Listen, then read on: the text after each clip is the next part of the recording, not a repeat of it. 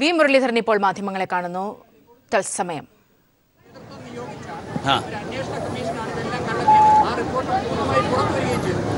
അല്ല, ഒന്നാമത്തെ കാര്യം, അങ്ങനെ ഒരു കമ്മീഷൻ റിപ്പോർട്ടുണ്ടെങ്കിൽ അത് പാർട്ടി വേദിയിൽ എത്തുന്നതുവരെ ആ കമ്മീഷൻ റിപ്പോർട്ടിൻ്റെ ആധികാരികതയെക്കുറിച്ച് എനിക്കൊന്നും പറയാൻ സാധിക്കില്ല.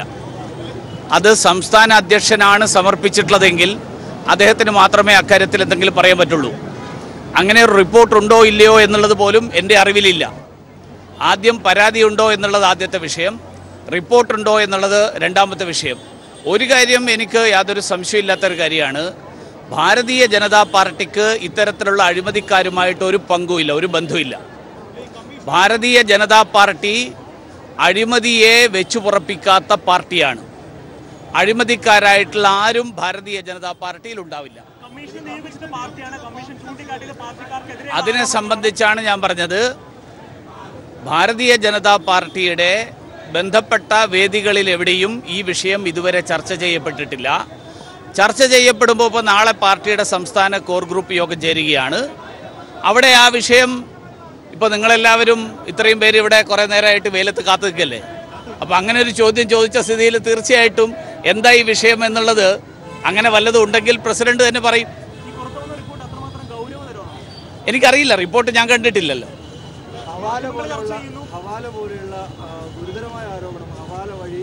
അല്ല, അതുകൊണ്ട് ഞാൻ പറഞ്ഞത്, അഴിമതിക്കാരെയും കള്ളപ്പണക്കാരെയും ഭാരതീയ ജനതാ പാർട്ടിയിൽ അങ്ങനെയുള്ള ആളുകളുമായിട്ട് ഭാരതീയ ജനതാ പാർട്ടിക്ക് ഒരു ബന്ധമില്ല.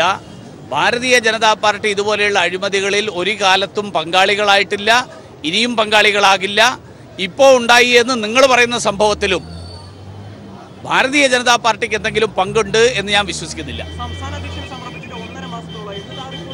എനിക്കറിയില്ലല്ലോ, സംസ്ഥാന അധ്യക്ഷന് കൊടുത്ത റിപ്പോർട്ട് കൊടുത്തിട്ടുണ്ടോ ഇല്ലയോ എന്നുള്ളതും എനിക്കറിയില്ല. കഴിഞ്ഞ കുറേ ദിവസങ്ങളായിട്ട് ഞാൻ കേരളത്തിന് പുറത്തായിരുന്നു. ഞാൻ ഇന്ന് എത്തിയതേ ഉള്ളൂ. ഈ മാധ്യമങ്ങളിൽ വന്നിട്ടുള്ള അറിവിനപ്പുറത്ത് യാതൊന്നുമില്ല. ഞാനിവിടെ വന്ന് നേരെ ഈ സമരപന്തലിലാണ് വന്നത്. അതുകൊണ്ട് നിങ്ങൾ ക്ഷമിക്കുക. ഒന്നുകിൽ നിങ്ങൾ ആ റിപ്പോർട്ട് എഴുതിയെന്ന് നിങ്ങൾ വിശ്വസിക്കുന്ന ആളുകളോട് ചോദിക്കുക, അല്ലെങ്കിൽ ആ റിപ്പോർട്ട് കൊടുത്തു എന്ന് നിങ്ങൾ വിശ്വസിക്കുന്ന ആൾക്കാരോട് ചോദിക്കുക. എനിക്കിതുമായിട്ട് ബന്ധമില്ലാത്ത സാഹചര്യത്തിൽ, എനിക്ക് അറിവില്ലാത്ത കാര്യത്തെക്കുറിച്ച് എനിക്ക് ഇതിൽ കൂടുതൽ പ്രതികരിക്കാൻ സാധ്യമല്ല. ഒരു കാര്യം വളരെ വ്യക്തമായിട്ട് ഞാൻ ആദ്യമേ പറഞ്ഞു, ഭാരതീയ ജനതാ പാർട്ടി നരേന്ദ്രമോദിജിയുടെ നേതൃത്വത്തിലുള്ള സർക്കാർ കഴിഞ്ഞ 3 വർഷമായിട്ട് ഒരഴിമതി ആരോപണവും സർക്കാരിനെതിരായിട്ട് ഉയർന്നിട്ടില്ല. സർക്കാരിൽ അഴിമതി നടത്തി എന്തെങ്കിലും കാര്യം നടത്താം എന്ന് ആരും വിചാരിക്കുന്നില്ല. അങ്ങനെ നടത്താൻ ശ്രമിക്കുന്ന ആളുകൾക്കൊന്നും തന്നെ പാർട്ടിയിലും സർക്കാരും അർഹിക്കുന്ന തരത്തിലുള്ള നടപടികളുണ്ടാകും. ഇവിടെ ഇങ്ങനെയൊരു സംഭവം ഉണ്ടായിട്ടുണ്ടോ ഇല്ലയോ എന്നുള്ളതിനെ സംബന്ധിച്ച് പാർട്ടിയുടെ മുൻപാകെ ആ വിഷയം വന്നു കഴിഞ്ഞാലേ എനിക്ക് പറയാൻ പറ്റുള്ളൂ. ഇപ്പോൾ ഞാൻ ഉൾപ്പെടുന്ന ഒരു വേദിയിലും ആ വിഷയം ചർച്ച ചെയ്യപ്പെട്ടിട്ടില്ല. നാളെ കോർ ഗ്രൂപ്പ് ഉണ്ട്, നാളെ നോക്കാം. നിങ്ങൾ ഏതായാലും ഒരു ദിവസം അല്ല, ഉന്നയിക്കേണ്ട വിഷയമൊന്നുമില്ലല്ലോ ഇതിൽ. അതായത് ഇങ്ങനെയൊരു വിഷയം പ്രസിഡന്റിന് മുന്നിലുണ്ടെങ്കിൽ പ്രസിഡന്റ് എല്ലാവരുമായിട്ട് ചർച്ച ചെയ്യേണ്ട വിഷയമാണെങ്കിൽ അദ്ദേഹം തന്നെ പറയല്ലോ. സമയാവട്ടെ എന്ന് ഇതായിക്കോട്ടെ. ഇല്ല, അതിനുശേഷം കമ്മിറ്റി കൂടിയിട്ടില്ല.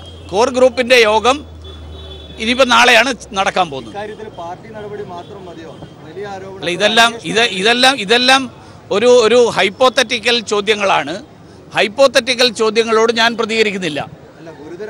അല്ല, ഗുരുതരമായിട്ടുള്ള ആരോപണമാണെന്ന് നിങ്ങൾ പറയാണല്ലോ. ഞാൻ ആ കടലാസ് തന്നെ കണ്ടിട്ടില്ലല്ലോ. പത്രങ്ങളിൽ പല വാർത്തകളും പല കാലങ്ങളിലും വരാറുണ്ട്.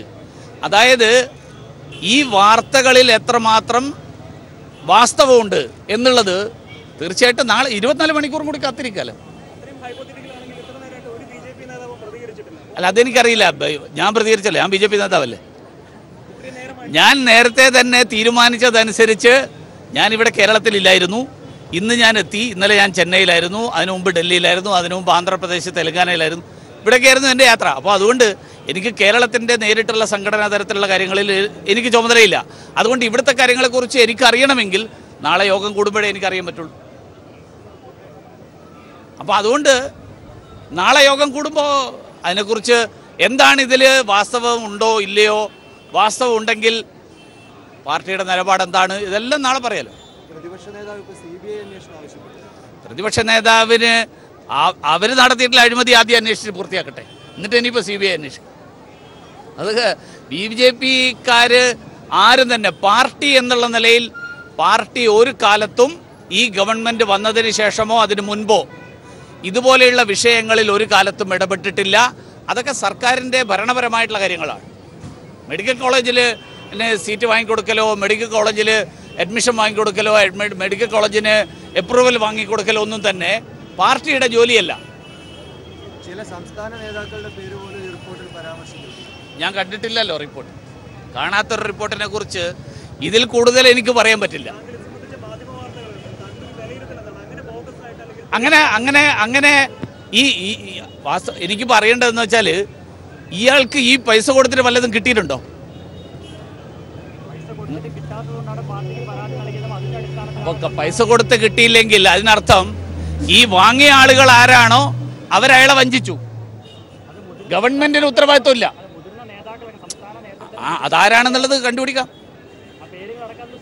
അതെനിക്കറിയില്ലല്ലോ, അതൊന്നും റിപ്പോർട്ടിലില്ല. അതായത് പൈസ കൊടുത്ത് കാര്യം നടന്നില്ലെങ്കിൽ അതിനർത്ഥം ഞാൻ പറഞ്ഞ ആദ്യത്തെ പോയിന്റ് വളരെ കൃത്യമായി. അതായത് ഗവൺമെന്റിന് ഈ കാര്യത്തിൽ ഒരു തരത്തിലുള്ള അഴിമതിയിലൂടെയും ഗവൺമെന്റിനെ സ്വാധീനിക്കാൻ കഴിയില്ല.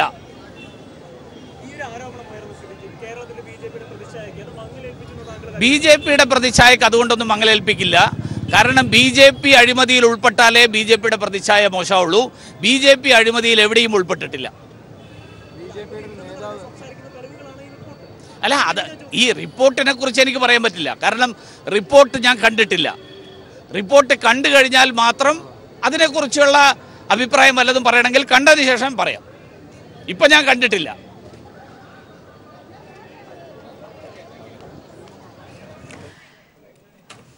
വി മുരളീധരൻ മാധ്യമങ്ങളെ കാണുകയായിരുന്നു. അങ്ങനെ ഒരു റിപ്പോർട്ട് കണ്ടിട്ടില്ല, അതുകൊണ്ട് അതിനകത്തിൽ ആധികാരികമായി സംസാരിക്കുന്നില്ല. അഴിമതി നടന്നിട്ടുണ്ടെങ്കിൽ നടപടി ഉണ്ടാകും. റിപ്പോർട്ടിനെ കുറിച്ച് പറയേണ്ടത് കുമ്മനമാണ് തുടങ്ങിയ കാര്യങ്ങളാണ് വി മുരളീധരൻ പറഞ്ഞത്.